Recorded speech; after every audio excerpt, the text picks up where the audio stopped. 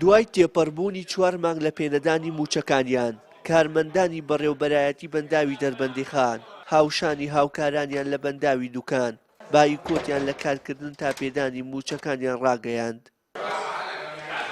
کارمەندانی بەنداوەکان ڕایدەگەێنن لە ماوەی ڕابردوودا بە بەڵێنی بێکردار ئەوانیان لە دەربڕینی هەڵوێستی مەدەنیانە پەشیمان کردوتەوە، بەڵام چیدی کە متمانە بە قسەی کاربەدەستانی هەرێم ناکەن و تا مافەکانیان پێنەدرێت بە ئەرکەکانیان هەڵناستن. مەڵێ لە ئەندام پەرلەمانەکانی بەغدا هەوڵێکی زۆریاندا بۆ چارەسەرکردنی ئەو مەسەلەیە، هەتا کێشەکەمان گەیشتوتە جەنابی سەرۆک کۆمار، جەنابی سەرۆک وەزیران، وەزیری دارایی، وەزیری سەرچاواییەکانی عێراق، بەڵام هەتا ئێستا ئێمە سوودمان لەم هەوڵانە نەبینیوە و هیوادارین لەوە زیاتر تەخیرمان نەکەن. ئێمە لە مانگی 11 2007ەوە موچەکانمان چۆتە سەر حکوومەتی ئیتیحادی، بەڵام لە مانگی دەوان بە خۆی ئەوەی کە لە بودجێ عێراقدا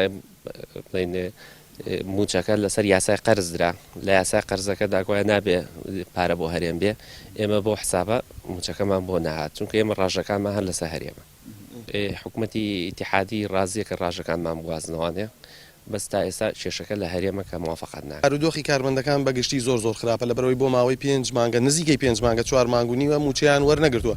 زۆربەی کارمەندەکانمانێمە لە ئۆردوگای پیرەمەگرون و لە سلەیمانیەوە هاتووەکەن بەڕاستی لە ئێستا دەتوانایان نییە تەنها هاتوو چۆش بکەن بۆ دەوام بۆ بەڕێوەبەرایەتیمان، لەبەرەوە ئەمڕۆ بڕیاری بایکۆتماندا هەتا موچەکانمان بۆ سەرف دەکرێت دوای دەوام دەستپێکی.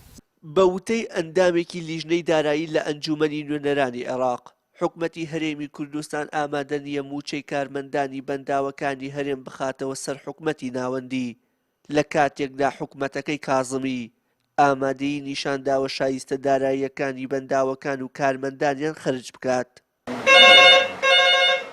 بە مەبەستی گەیاندنی ناڕەزایەتیەکان بەڕێوەبەری بەنداوی دەربەندیخان بە سەردانێک لە هەولێرە، جێگرەکەشی ڕەتی دەکاتەوە وەک لێپرسراوانی بەندا و زانیاری وردیان لەسەر هۆکاری پێنەدانی موچەکانیان لابێت. بە پێی بەدەستچوونەکانی ئێمە حکوومەتی عێراق داوای گواستنەوەی میلاکاتەکە بۆ سەر حکوومەتی عێراق بچێت سەر حکوومەتی عێراقی، بەڵام حکوومەتی هەرێم ڕازی نابێت. ئێمەش نازانین هۆکەی چییە بۆچی ڕازی نابێت، لەبەرەوە چەنە فەرمانگەی کە هەیە لە هەرێمی کوردستانە لەسەر میلاکات چەند لەسەر حکوومەتی عێراقیە و موچەیان بۆ نێتەوەی کێشەیەک دروستنە، بەڵام بۆ بەنداوەکان ئەم کێشە دروست کراوە. ئێمەش نازانین هۆکەی چییە. لە ماوەی 7 مانگی ڕابردوودا ئەمە دووەم جارە کارمەندانی بەنداوی دەربەندیخان و دوکان بەهۆی پێنەدانی موچەکانیانەوە بای کۆتی کارەکانیان دەکەن. ئەو کاتیش لە ژێر فشاردا حکوومەتیان ناچار کرد مل بۆ داواکاری و مافەکانیان بدات.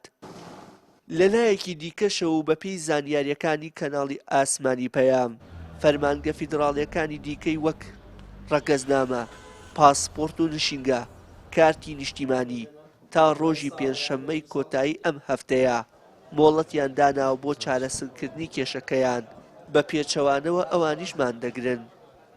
وشیار محەممەد، کەناڵی ئاسمانی پەیام.